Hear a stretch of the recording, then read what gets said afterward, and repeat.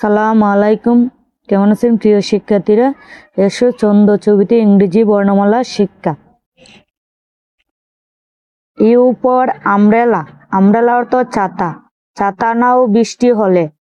B for vegetable, vegetable অর্থ শাক সবজি, শাক সবজি খেলে পুষ্টি মেলে।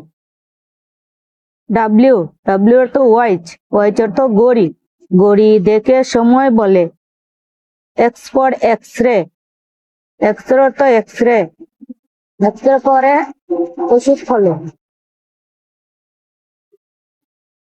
ওয়াই, ওয়াই ফর ইয়ক, ইয়ক অর্থ ডিমের কুসুম, ডিমের কুসুম খেতে মজা।